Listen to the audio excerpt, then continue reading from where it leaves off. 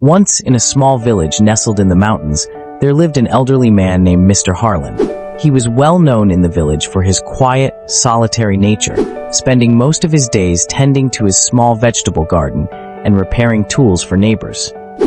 His wife had passed away years earlier, and his children lived far away. Though he was never one to ask for help, age had begun to slow him down, and winters became increasingly difficult for him. One particularly harsh winter, a young boy named Samuel moved into the village with his mother. They had fallen on hard times and rented a small rundown house on the outskirts. Samuel noticed Mr. Harlan on his walks to school, often seeing him struggle with chopping wood or clearing snow from his path. Samuel's mother, despite their own struggles, always taught him the importance of looking out for others, especially the elderly. One Saturday morning, Samuel decided to act. Armed with nothing but a shovel and his warmest coat, he walked to Mr. Harlan's house and, without saying a word, began shoveling the snow that had piled up on the old man's walkway. Mr. Harlan, noticing the boy, stepped out onto his porch, puzzled. "What are you doing, boy?" he called out in his gruff voice. Samuel paused, feeling a little shy. "Just helping, sir," he replied, his breath visible in the cold air. Mr. Harlan, initially hesitant, let out a small chuckle. "I've been shoveling that path for over 50 years. I don't need help." But Samuel continued, not letting the old man's words stop him. "My mom says everyone needs help sometimes," he said, focusing on the snow beneath his feet. "And besides, it's not that much work for me. I'm young."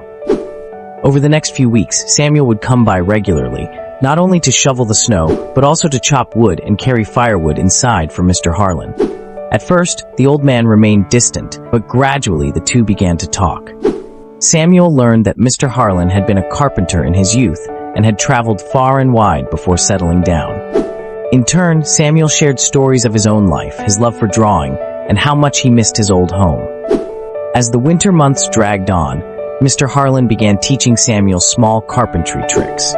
He showed him how to carve wood, how to build birdhouses, and even helped him craft a small wooden toy for his mother. The bond between them grew stronger, and soon the villagers began to notice how the once lonely Mr. Harlan had started to smile more, his house filled with warmth and laughter. When spring arrived, Samuel's mother found a better job, and they were able to move into a more comfortable house in the village. Before they left, Samuel visited Mr. Harlan one last time. The old man handed him a small wooden box, beautifully carved, with Samuel's name engraved on the top. "For you, Mr. Harlan said, his voice softer than usual. "So you'll always remember that kindness isn't just something you do, but something you give from the heart." Samuel smiled, grateful for the friendship they had built, and promised to visit often. Years later, long after Mr. Harlan had passed, Samuel, now a successful artist, kept that wooden box on his desk. It served as a constant reminder of the power of small acts of kindness and the unexpected friendships that could bloom from them.